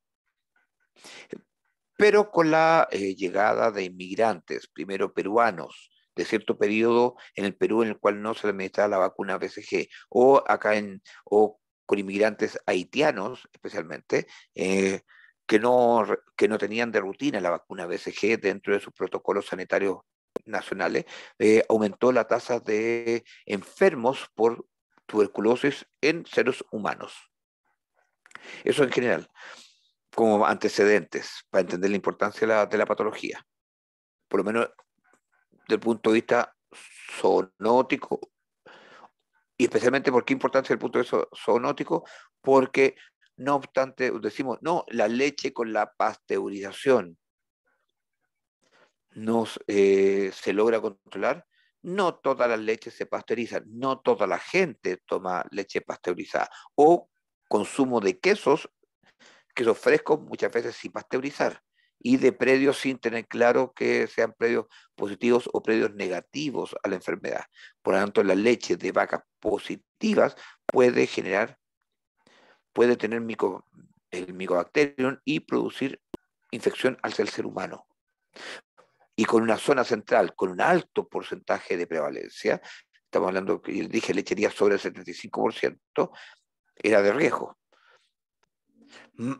El Plan Nacional de Control se asoció con las plantas lecheras, y eso fue el mayor incentivo para que los productores lecheros, donde había una mayor tasa de prevalencia, empiecen a generar control y tomar estas medidas, porque las plantas lecheras, estamos hablando Soprole, Nestlé, empezaron a pagar dentro de sus pautas de pago, incorporaron los conceptos de tuberculosis, por lo tanto la prevalencia y incidencia, prevalencia cuántas vacas tienes e incidencia cuántas vacas te aparecen en un periodo. Haciendo exámenes cada 6 meses, se logró, en fondo, que muchas lecherías han ido bajando su prevalencia. Factor sumamente importante. Uh-huh. Y eso permitió ir bajando la prevalencia de esta zona central. La zona sur, al sur de Los Ángeles, de esta zona del límite, está en un programa de erradicación, porque tienen una muy baja prevalencia. Y el objetivo acá en la zona central es disminuir la prevalencia. En la zona sur es eliminarlo. Por lo tanto, allá sí, predios positivos son cuarentenados y los animales identificados y eliminados inmediatamente. Acá en la zona central, porque estamos en control, porque no se puede eliminar las vacas positivas de un predio, de un paraguaso, porque un productor que tenga un 75% de sus vacas positivas, después de un examen, no podemos decir ya que el 75% de las vacas se eliminan, porque hacemos que el productor quiebre, literalmente. Eso para poder ir entendiendo. En general, la tuberculosis produce altas pérdidas, tanto por leche como también por carne. Y la carne es más importante porque en el caso de la leche se puede pasteurizar. La carne de animales que estén con diagnóstico en matadero se decomisa. Y como dicen en el campo, le queman los animales. Esos animales son decomisados, son eliminados. Y si un animal, por ejemplo, un productor vendió en feria un animal y después se fue a matadero y salió positivo, está la obligación del productor de devolver la plata que se le pagó por ese animal. Entonces, igual tiene un impacto severo desde el punto de vista económico también. Hasta el año 2011,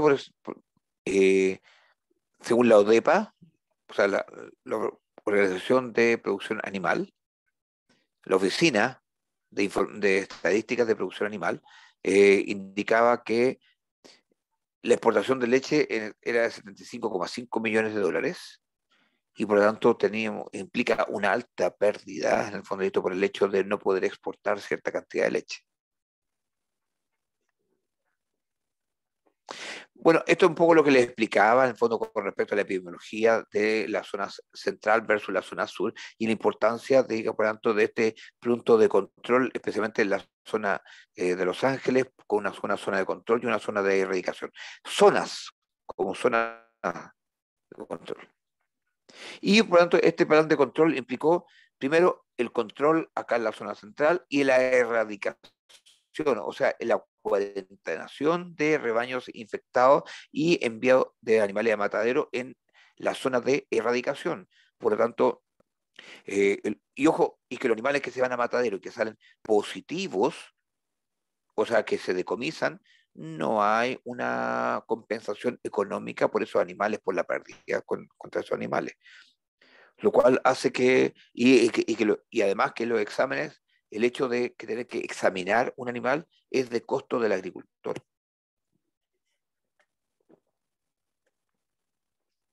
Otro problema que tiene esta patología, y por lo mismo pensando en este plan de control, que se basa en la prueba de tuberculina como medio de diagnóstico para el cuadro. Y no tenemos una prueba confirmatoria de que un animal efectivamente es reaccionante a la tuberculina. Una prueba de tuberculina que da con animales positivos, ese animal queda identificado como positivo. No existe una prueba que diga efectivamente lo es. Existe de hecho una prueba del Bovigam y se han visto varias pruebas más, pero complejizan. Hoy día se está investigando una prueba que además estaría teniendo una mayor sensibilidad, que está en proceso, pero no está todavía validada. Y importantísimo porque en general las tuberculinas son pruebas que son de baja sensibilidad y especificidad y además presentan alguna reacción cruzada con otros agentes. Ejemplo, el Mycobacterium bovis tiene reacción cruzada con el Mycobacterium avium. Y el avium no produce tuberculosis. Importantísimo a considerar. Por lo tanto, se dan falsos negativos y falsos positivos. Bueno, el procedimiento oficial, yo les dije, es la prueba de la tuberculina, que es una prueba en la cual se inocula, ojo, no se inyecta, porque se inocula intradérmico en la piel del animal, 0,1 ml. Cuando hablamos de esa, los que trabajan en menor han utilizado las jeringas de tuberculina, estas jeringas de 1 ml. Y un ml viene dividido en 10. Cada uno de esos 0,1 ml, que es, voy a decir, es una porquería, es pequeñísimo, esa cantidad se inocula intradérmico y se tiene que verificar que se forma una pápula. Una pápula, un solo levantamiento que queda en el punto de inoculación. Porque lo que nosotros inoculamos queda ahí retenido en la piel. No se disemina. Si lo aplicáramos subcutáneo, el producto se va a diseminar. Hacemos que quede intradérmico y se espera 3 días, 72 horas, son 72 más menos 6 horas, o sea, son 3 días, esos más menos 6 horas porque se aplica hoy día, por ejemplo, el lunes, se lee el día jueves. Entonces, si un animal se inocula en la mañana, se podría leer en la tarde, o si se inocula hoy día en la tarde, el jueves se podría leer en la mañana. Pero eso, al tercer día se lee el resultado y lo que se observa un punto de inflamación, necrosis, edema en el punto de inoculación. Si no hay eso, significa que no reaccionó. ¿Por qué? Porque la prueba reacciona en una respuesta inflamatoria en donde participan células inflamatorias como linfocitos, monocitos, o sea, básicamente células de la línea inflamatoria. Especialmente a nivel de linfocitos. Pero como bien dice ahí, pero también hay que tener claro que en el fondo de esta prueba no es muy específica y animales de avanzada edad, eventualmente con estrés o inmunodeprimidos, puede que no reaccionen, aunque tengan efectivamente el micoplasma y por lo tanto van a ser falso, dice falso positivo, en este caso sería un falso negativo, está con un error ahí. Sería un falso negativo porque no es un negativo, sino que da resultado negativo, pero no es real. Y ojo, y la prueba de la tuberculina se complementa con la prueba comparada. Y por eso digo, la prueba de tuberculina solamente puede ser realizada por médicos veterinarios acreditados o por el personal del servicio agrícola y ganadero. La prueba comparada, que compara el Mycobacterium bovis versus el avium, se realiza solamente en predios que estén con baja prevalencia y donde existe la duda si la prevalencia que se está generando es producida por bovis o podría ser por el Mycobacterium avium. Y esa la realiza solamente personal del SAG. Cualquier médico veterinario acreditado no puede realizarlo. Solamente, por lo tanto, médicos veterinarios oficiales del Servicio Agrícola y Ganadero pueden realizarla. Bueno, Entonces, existen tres pruebas de la tuberculina. La prueba anocaudal, que es la que vemos acá, que en estricto rigor se aplica en el pliegue lateral de la cola, y en este caso no sé si se alcanza a ver.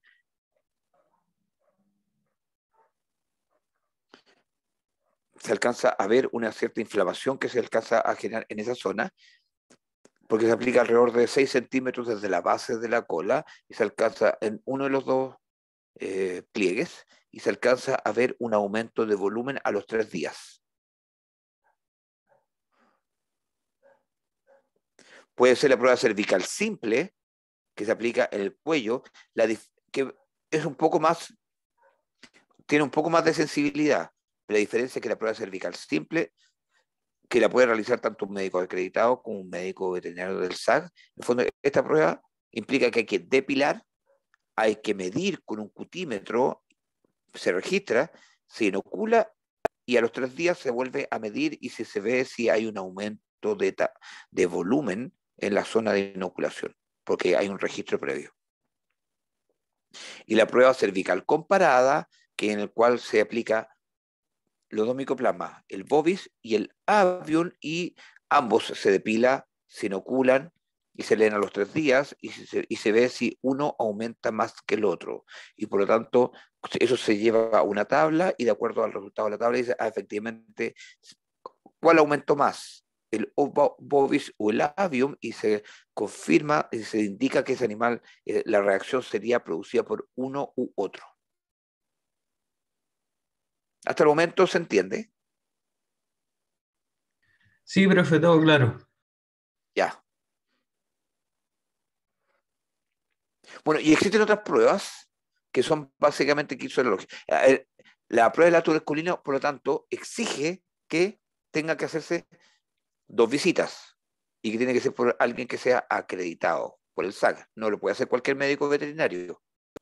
Tiene que estar acreditado. La primera visita viene para la inoculación y una segunda visita 3 días después para la lectura de los resultados, para evaluar cómo están los resultados.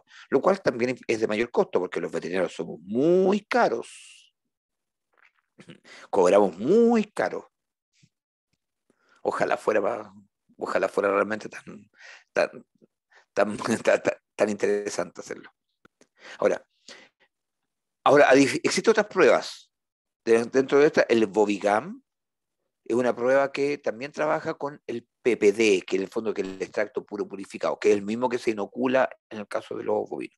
Pero la diferencia es que esta prueba es serológica, pero más que medir anticuerpos, el Bovigam, por ejemplo, se extrae sangre, tiene que ser con anticoagulante, se tiene que procesar dentro del mismo día.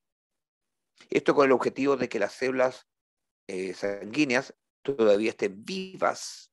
Por lo tanto, esa muestra tiene que estar refrigerada, se toma, se envía al laboratorio, y lo que hacen en el laboratorio le inoculan el PPD de bovis y avium, se agrega a este suero, o no suero, a esta solución, porque está con anticoagulante, y lo que se observa después es la medición de inmunoglobulinas, que se observa porque en la medida que excitan células inflamatorias a nivel sanguíneo que reconozcan el PPD, van a generar inmunoglobulina. Y se hace la lectura de esta inmunoglobulina, por lo tanto, en forma indirecta, se lee si las células reaccionaron. Y por lo tanto, con un solo muestreo se permite que en el fondo tengan resultados. Y eso se mide electrónicamente. Y eso consiste en un Bovigam.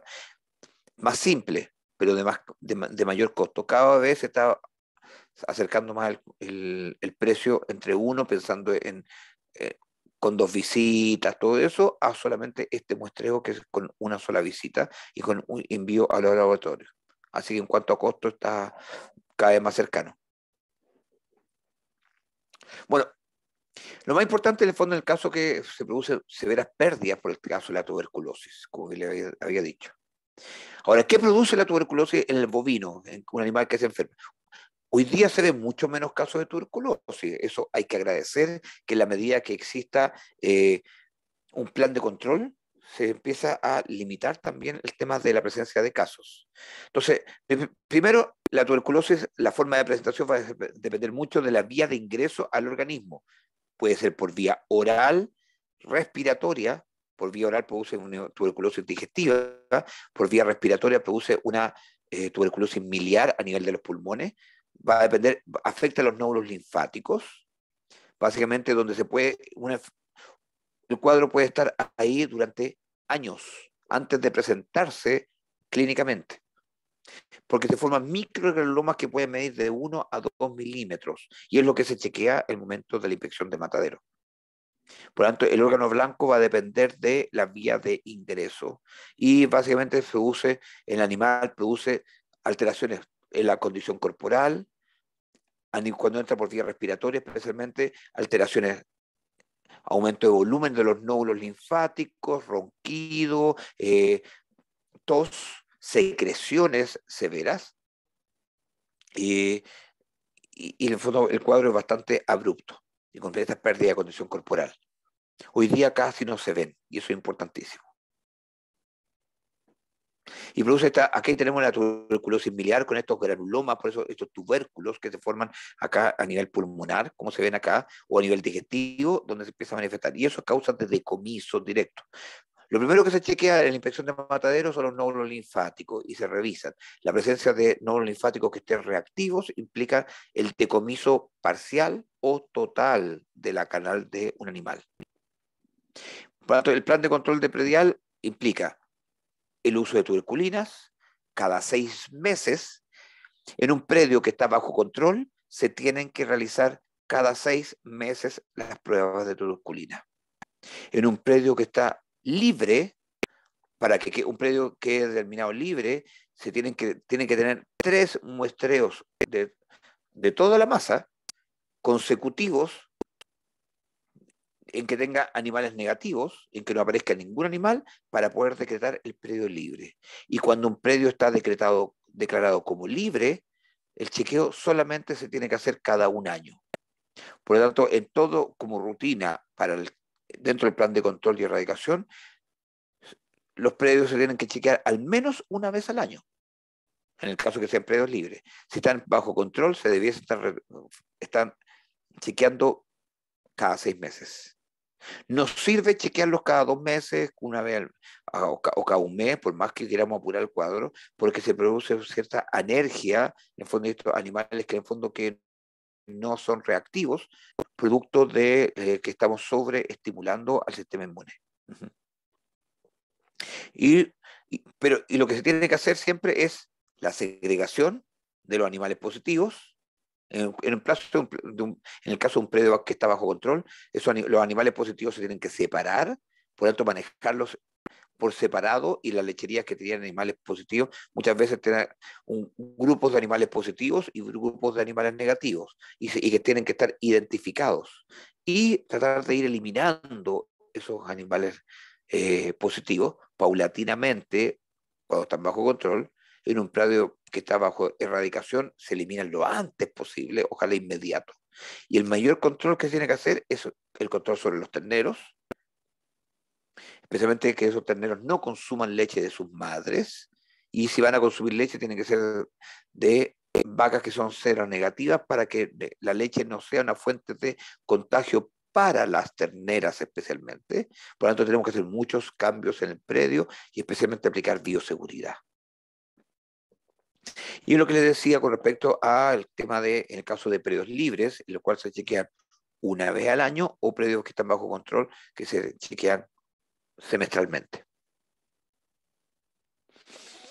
Y eso es lo que venía a verles en la clase. Terminamos justito en la hora con hartas explicaciones, pero terminamos justito. Me pasé 4 minutos. ¿Alguna consulta o duda antes de terminar?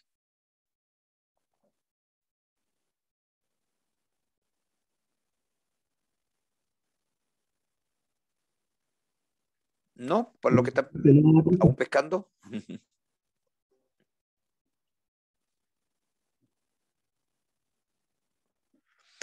Ya pues. Ok, ¿quiénes todavía están? Presente, bueno, hay varios, pero poco participativo. Hoy día les pido. Bueno, próxima semana, en el mismo horario, vamos a continuar con otras clases. Ojalá que estén más participativos. Ujú. Bueno, voy a parar con la grabación y